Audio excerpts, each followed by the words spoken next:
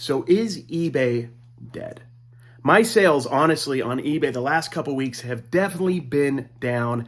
And there are two major reasons I think they have been down. The first one, honestly, and a lot of you can relate to this, I haven't been listing enough. I've been focusing a lot on Whatnot lately, and that's good. We're moving a lot of items on Whatnot, and it's been going pretty well. But our eBay sales have gone down. Second, I'm starting to move a little bit into a different niche that I have not focused on much in the last couple years, which is clothing.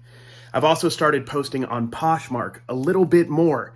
So honestly, my sales on eBay are down, and there's various reasons, but I'm noticing a pickup, and I'm talking about that in this video. Some of the things that we have sold are clothing related, and I've also sold like 4 pairs of shoes on Poshmark in the last week, which is insane for me considering I hadn't sold anything on Poshmark for like a year and a half. The first sale I want to talk about on eBay just happened today, and I just posted it last night, and it was something that I don't post a lot. It's not something that I've been into, for the last couple years, and it's clothing related. It is a Nike tee, a Nike St. Louis Cardinals, kind of athletic cut 70s style t-shirt. I'm going to have that up right in the corner here for you guys to see. I got this at the bins and it was in amazing condition. I am consistently surprised at how much I find at the bins and often how good the condition of the items are. I mean, they're overpricing stuff at the thrift stores, as you guys know, and they're going to the bins. A lot of these items aren't beat up. A lot of them are in great condition. And this one was, I would say, in like new condition. I don't even know if it had ever been worn before. It was in such nice condition. And it sold overnight for $15 plus shipping. Now, this is a bin find. We were paying $1.69 a pound. They just recently upped it to $1.89, but this was before the change. So roughly at a couple ounces, we paid maybe 15, 20 cents for this shirt. So at 20 cents, after fees, whatever that is, 50 times our money. Easy, throw it in a poly mailer and ship it out. It's good to go. Did you guys catch that? Did you catch that? I just literally knocked over this mug as I was talking.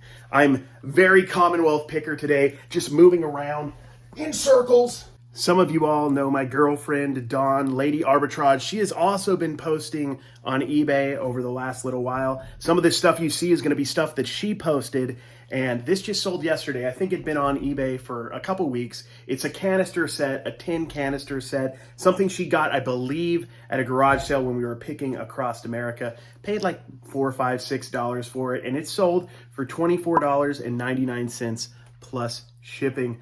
Canister sets in general do really well. One problem with them is they're heavy. This one was a lighter tin. It's not going to get as beat up. You still have to package carefully. But the ceramic ones, cookie jars and stuff like that, oftentimes can get broke. When we ship, no matter how well you package it, there's a way that what's the word? The post office will find a way sometimes to crush the boxes. So the tin ones, typically are a little safer to ship, lighter too. And this sold, pretty fast within a month and a half, maybe 2 months. Two of my favorite types of items to sell are sports cards. You guys all know that. And toys, small toys, action figures, plastic figures. And this toy fits right up my alley. It's something that we found, I believe, in a Sabres toy bag. So we maybe have 50 cents at most into this toy. It's a vintage Wiener Schnitzel dog from the 90s, something they might have given away in like a Happy Meal or something. I'm not sure where they sold this, but I'm pretty sure it came through a Happy Meal. We put this up, I think it was about 2 or 3 months ago on eBay for $10, and it just sold the other day for that $10 plus shipping. A lot of people overlook that stuff at garage sales, thrift stores, and estate sales, but that stuff has nostalgic value. And people will pay up for nostalgia. Maybe they won't pay $100, $200 for these small little figures, but they'll pay $5, $10, $15. And you'd be surprised how many times you can find them in a box or in a bag, and the people selling don't want anything for them. So they're great bread and butter filler items for your eBay stores. So I wasn't sure at the start of this video that I was going to share my Poshmark sales, but I'm kind of excited about them. I've sold 4 pairs of shoes in the last 5 or 6 days, three of which were from the bins. I paid like $2 or $3 for those pairs of shoes. 2 of them sold for $30 each. And the other pair, I gave somebody a really, really good deal for $22 plus shipping. I gave him that deal because it was like the first sale I'd had on Poshmark in a year and a half. I was excited to get an offer. I gave them a great deal. I think I had it at 35 or 40 or something like that, but I was excited to move it. And the last pair was probably my favorite. It was one I got at the DI in northern Utah or in St. George. It was Donovan Mitchell's like super colorful shoes. They're called the Prove 'em Wrongs. I think I paid 12, and I sold them like within a day or two on Poshmark for $35 plus shipping. I'm digging Poshmark. I need to start up my list perfectly and everything. I've been thinking about that for a while.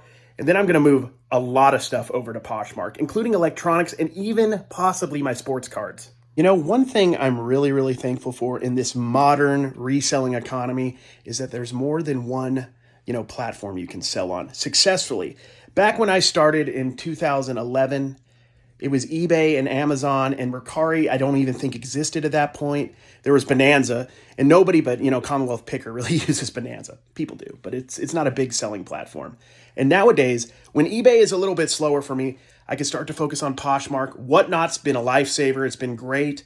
And then we can also do Mercari. We can do Depop. We can do Grailed. We could do The Real. There's so many different sites now that are legitimate and that if you put the effort in, you can start making money on. So I'm thankful for that. It's a great time to be a reseller, honestly, a great time. You know, it wouldn't be a what's sold video from Carrie, from me, if there wasn't a card involved. I'm not going to bore you with a bunch of low dollar cards. Well, this one isn't a high dollar sale, but still, it was a pretty good sale. I spent $2 on this card. I believe it was either at a card show or at my local card shop. It was a Zay Jones. He played for the Buffalo Bills. I'm not even sure if he's still playing anymore. But the reason I bought it is it was super low numbered, meaning there was only 25 of this variation ever made of this autograph. And I felt like $2 for a player who at least had a couple good years in the NFL was worth the buy. And it sold.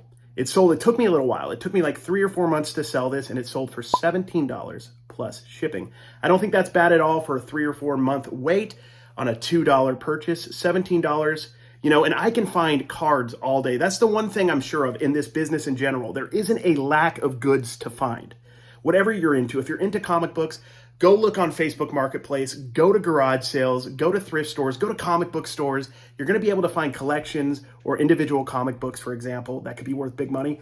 And with sports cards, I'm so into it. I know dozens of places I can go and find deals on sports cards where I can flip them. I might not be able to find a, $100,000, Trevor Lawrence rookie autograph, at 10% of the values that I can flip for 100%. That's not likely, but I can find $2, $3, $4 cars all day that I can sell for $10, $15, and $20. And I think anybody in any niche can find stuff like that. So I have off and on sold clothing throughout the years on eBay and on Poshmark and a little bit on Mercari. And I've watched, thousands of YouTube videos in the last 10 years that I've been consuming YouTube reseller content. And one brand I hear about all the time and that I know about and that I hadn't found until the last couple weeks was Vineyard Vine. It's the little, whale logo and it says Vineyard Vines. Pretty self-explanatory. I found an on-the-go, Don might have actually found this. I'm not sure if it was Don or me at the bins. We found an on-the-go hoodie, light hoodie. I put it up for $20 and within 2 days, within 2 days, we got an offer for $15. Once again, we bought it at the bin. So you make the money in the buy. You make the money always in the buy. We paid less than $1 for this, probably 50, 60 cents at the most. It was super light. And it sold for $15 in a couple days. We've also, since then, I think I found at least 2 or 3 other Vineyard Vine items. One was a hat on Whatnot for a profit. And the other one is listed on eBay and Poshmark right now. So hopefully that will sell pretty quickly. But that sold for $15 plus shipping. I'm super stoked about it because it's a new niche I'm getting into.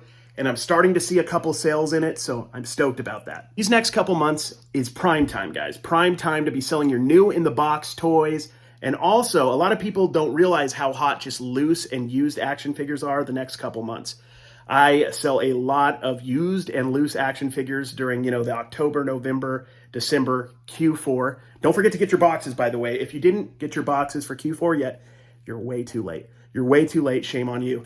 But anyway, back to the real business here, guys. I sold a McFarlane Saladin tall figure, about like 12 to 14 inches, highly articulated action figure that I found at a garage sale about a month ago. Paid up for it. I believe I paid $10 for it, and it sold for $25 plus shipping. That's not a huge come up, but it's still, after fees and everything, about double my money. Took me about a month to sell, and ideally I would find this stuff at a garage sale a little bit cheaper or at a thrift store a little bit cheaper. But at that $10 spot, at that $10 range, what I paid, it was still worth picking up. So look out for this stuff. Go check your inventory. If you have it listed in your, not listed, in your death pile. If it's in your death pile, it's not listed. If you have some of that stuff not listed, make that a priority, especially the higher end stuff, and maybe stop posting so much. This is terrible advice right now because I'm doing a lot of clothing, but maybe put the used clothing aside and start getting your stuff that could possibly sell a little quicker during Q4. So I started this video asking, is eBay dead? And to be honest with you, I'm not 100% sure if it's slowing down at least. I know it's not dead. That's hyperbole. But is it slowing down? It's slowed down for me. There's a lot of reasons I can see why it would slow down. I haven't been listing as much. I haven't listed, the same stuff I normally list. I'm trying a new genre, a new category, and it's going to take a little time to learn the nuances of that. So let me put the question to you. Is eBay slowing down for you? Do you think it's dying? Do you think competition is eating into the amount of sales that you're getting on eBay? Or are your eBay sales slow because you're not putting in, the effort that you think you should? I don't know. For me, I feel like it's an effort thing. It might just be a site-wide thing. I don't know. I only know my own experience, but I'd love to hear your responses down below about that. I know a lot of you guys have been watching my videos for at least the last couple months since picking across America, and you notice how I end all my videos in a weird way. I